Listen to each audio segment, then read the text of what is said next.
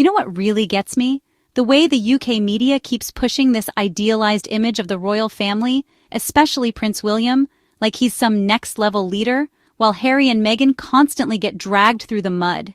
It's like they're trying to force this story where William is the golden boy, even when his actions don't exactly back that up.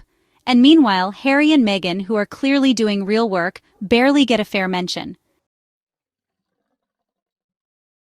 So, the latest example?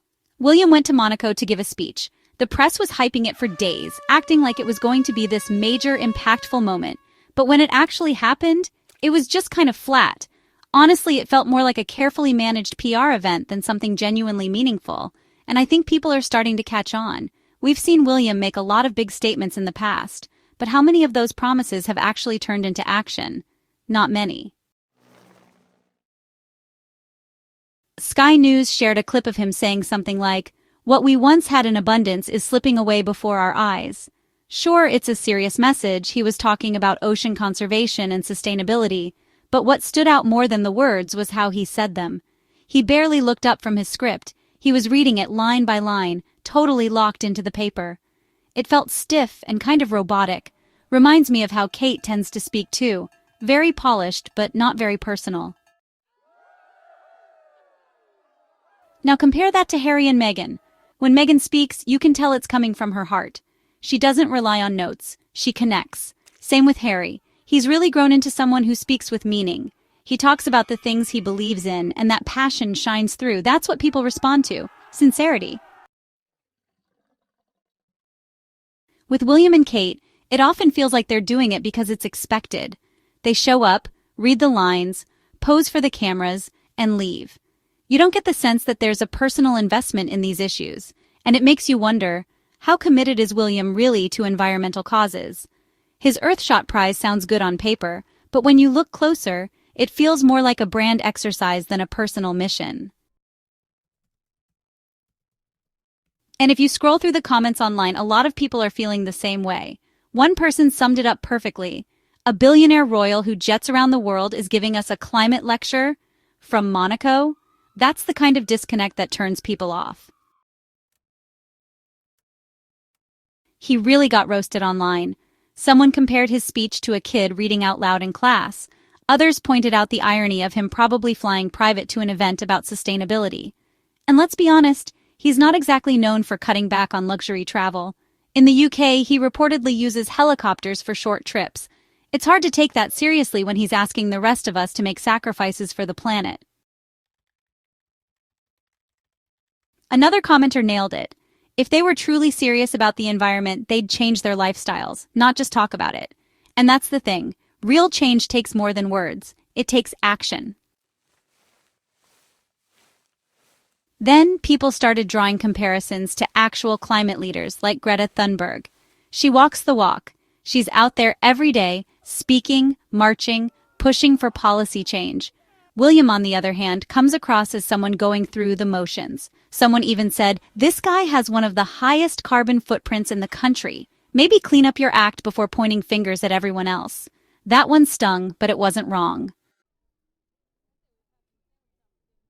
And the sarcasm? It was everywhere. One person wrote, "Billionaire Prince tells us to ride bikes while he flies private jets." That's the gap people are seeing. It just feels tone-deaf when someone who lives in a bubble of wealth and privilege tries to hand out advice to regular folks struggling with real-world problems. Now let's talk about Harry in contrast. He recently spoke at the Envision 2025 summit in Shanghai, hosting the Travelist Executive Summit. And the vibe? Totally different. The audience was into it, and when Harry got on stage, it didn't feel like just another royal speech. It felt real. No script, no teleprompter, just Harry speaking with clarity and passion. He talked about sustainable tourism and environmental responsibility in a way that felt personal and informed. You could hear that he lives those values, and that's why it resonated. Someone in the crowd even called him a true statesman, and honestly, that's the reputation he's been building. Not because he was born a prince, but because of how he's grown into this role. Every time Harry speaks at something like this, whether it's Invictus or global forums, people actually listen. There's a real emotional connection. The standing ovations, they're genuine. One comment stood out to me. Harry is the people's leader. William might be born to be king, but Harry's earned his respect, and that really says it all. William inherited his platform. Harry built his influence through the work he's done and the causes he's backed. People notice that difference. Someone else said, Harry doesn't just talk, he actually shows up and puts in the work. Meanwhile, William and Kate often feel like they're just there for the photo op.